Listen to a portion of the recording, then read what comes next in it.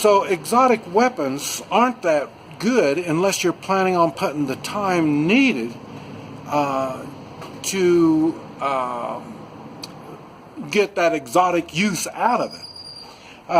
Now, okay, I am saying all this because I am mainly into self-defense. I kind of got into self-defense after Vietnam. So I was 19 years old. I got a belly full of killing and violence. I really despise it a lot. And but the reality is there are bad people that want to do bad things to all of us. So so the self-defense aspect has never stopped. And it's extreme self-defense on my stuff. And so I practice, I prepare for self-defense against multiple threats. That's the biggest difference between me and everybody else.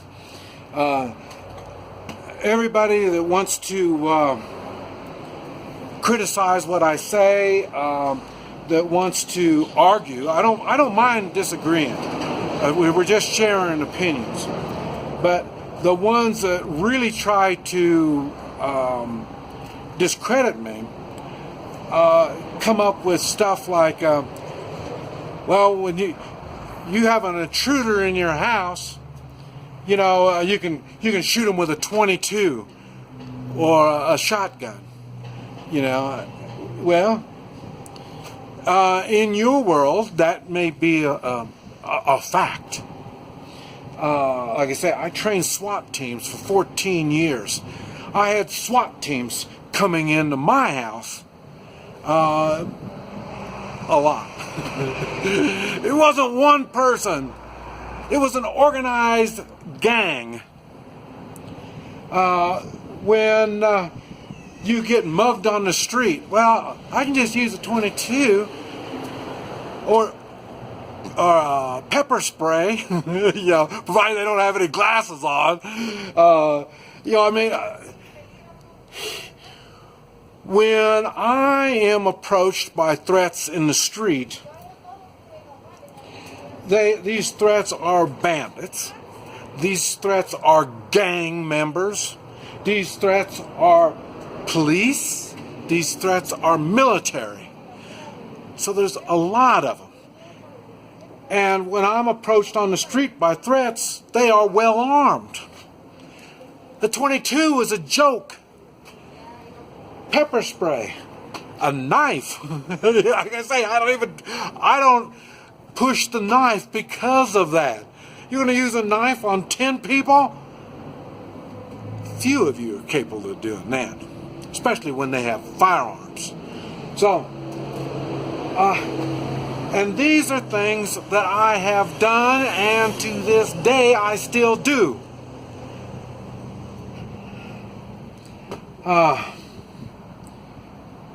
Man, talk about exotic. Back to exotic. My shotgun, I got an 870 Remington. And my shotgun isn't anything like any of the rest of y'all's. So, it not only it's been modified, it's exotic, it's a specialty weapon, and it's got special uses.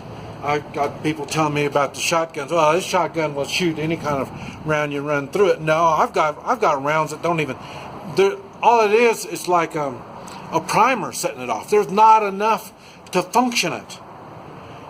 And like I say, at one time, when I was training SWAT teams, I started specializing in the shotgun.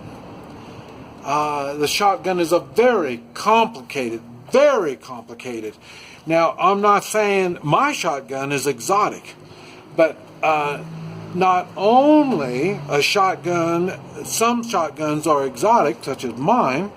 A lot of them are hunting guns and stuff like that, riot guns, stuff like that. But they are also specialty weapons. And I've talked about specialty weapons, in other words, they are, or support weapon. In other words, they are not you're not going to take on anything by yourself with this particular weapon. It's a weapon that is used in coordination with other firearms or other skills. Like I say, one time I was in machine guns in Vietnam and mortars. These are support weapons, and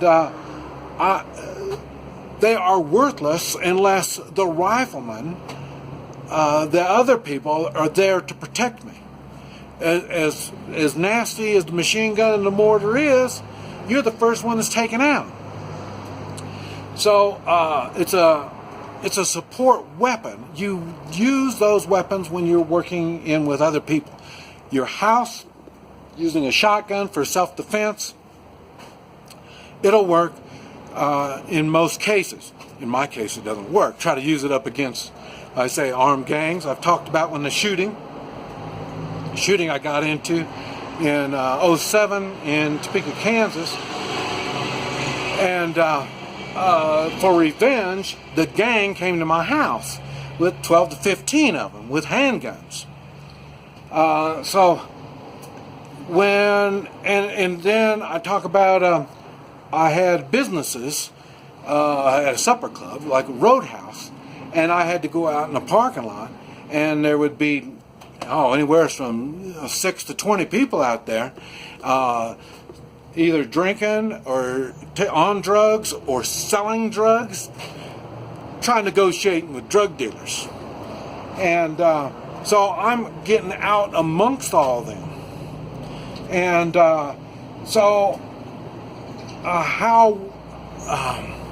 I've had people say, well, you're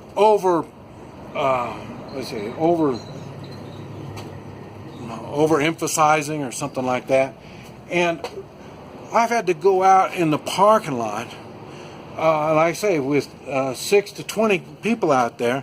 Some are drunk, some are the bodyguards of the drug dealers. And I have to convince everybody to leave.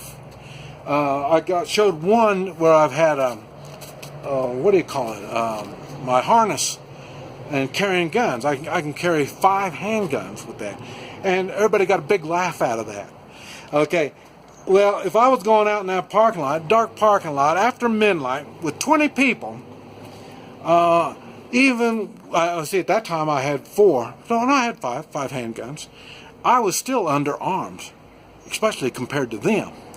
But I couldn't carry an AK out there. I just can't carry an AK around.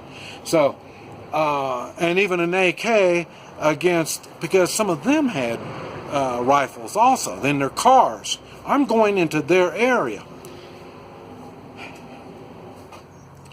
So, not only the weapons are exotic weapons, but you see some of the harnesses, some of the ways I carry. I made a video talking about how I carry my short AK, and these are for specific uses. They're exotic. My stuff is mainly exotic, but some of it is, like I say, supportive weapons. Like I say, my sniper rifles. Those are for getting out, not for close-up. Really, close-up is my specialty, but I do know the other parts of conflict. And so you have to keep it in mind about when you start modifying your weapon. And I say, I give ARs hell all the time. And the one thing I keep coming back to everybody, and I've had people say, my AR is good, I got a setup, it's perfect. And I always come back with one thing that no one has been able to come back and say, yes, it's good. And that is, try to beat somebody to death with your AR. And I'm talking about somebody, they've got body armor, they got helmets, they got all this stuff on, and you beat them to death with your AR, and tell me if it's going to function afterwards. And that's the part that, because now they're using the M4s on the ARs. Oh, it's a great gun, it does all this. Okay, have you beat anybody to death with it? No. Okay, so then,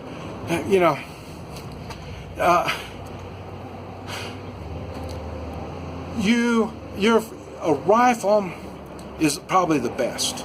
A knife, handgun, a long range rifle, all this type of stuff. Just a plain old rifle is probably the best, especially in close-in combat. Now I'm talking close in, like 100 yards, up to 6 feet away. So, like I say, the handgun's really best for up to 6 feet. And then after that, I'd much rather get an AK, anything past 6 foot. But like I say, it's not a reality that you can't carry your AK around in situations like that. But like I say, so your exotic weapons, you need to really think hard about it. If you're making exotic weapons just for your own enjoyment, have fun. That's what's great about the culture of guns. We can do this kind of stuff. So that's good. But the only thing is, don't put your exotic shit off on me and try to tell me, when you say all this stuff, there are beginners that are learning how firearms work. They're learning how violence works. And you come up with crap like exotic weapons, you don't stand a chance in hell. And when you say shit like that, new people are getting misled. They're thinking, well, that's what I need to do with my gun. It's not. The more you do to your gun, your knife, your whatever it is, the more chance it's not going to work when it's under pressure. Always remember, there's KISS, KISS. Keep it's simple, stupid. When you keep things simple, you're going to be able to get out of a situation. But it has to be simple. The more complicated you make not only the equipment you use, but your tactics, the more complicated it gets, the more chance it's not going to work. Basics always work. When I counter things that are happening to me, I always focus on countering the basics. Because if you can't get your basics going, the rest of it will fall apart.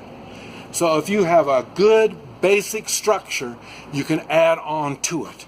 That's what I do. I've got good basic understanding and tactics and the abilities to use the simple stuff. After that, I can move on to the exotic stuff. Keep that in mind before you start getting too crazy on doing all your fancy stuff. You'll put a lot of money in there, and you're going to put a lot of time in something that's not going to work when it's life and death. This is Mike. NoStressMike.com.